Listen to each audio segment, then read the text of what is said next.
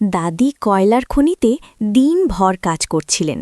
তার হাত কালো ধুলিতে ঢেকে গেলেও মনটা সততা ও পরিশ্রমে ভরা। হঠাৎ চোখে পড়ল একটি পুরনো কলস। কৌতূহল নিয়ে দাদি কলসটির দিকে এগিয়ে গেলেন।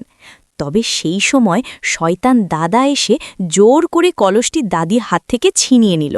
দাদি অবাক হয়ে পেছন থেকে তাকালেন, কিন্তু কিছু করার ছিল না। ততক্ষণে দাদি খনিতে আরও একটি লোহার কলস খুঁজে পেলেন। এবার তিনি সেটি সাবধানে বাড়িতে নিয়ে গেলেন। যাত্রাপথে তিনি এক গাছ থেকে একটি সুস্থ পেয়ারা তুলে নিলেন।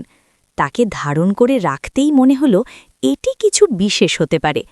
দাদি সেই পেয়ারা লোহার কলসের ভিতরে রাখলেন। আশ্চর্য, মুহূর্তেই কলসটি অসংখ্য পেয়ারা দিয়ে পূর্ণ হয়ে গেল। আনন্দে দাদির মুখে হালকা হাসি ফুটল। তার কৌতূহল আরও বেড়ে গেল।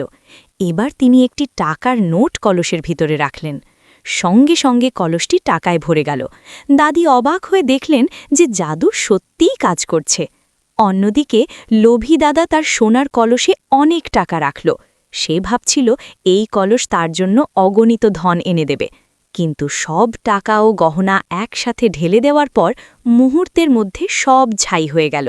দাদার চোখে আতঙ্ক আর হতাশা ছড়ালো। সব হারিয়ে দাদা ভিক্ষা করতে শুরু করল।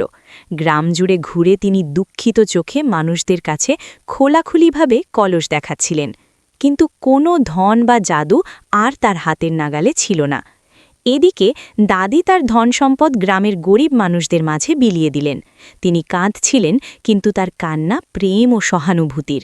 তিনি দেখলেন মানুষদের মুখে আনন্দ এবং বুঝলেন সত্যিকারের ধন হল অন্যদের সুখ। তবে দুঃখের বিষয়, কেউ সেই কৃপার লাইক বা সাবস্ক্রাইব করল না।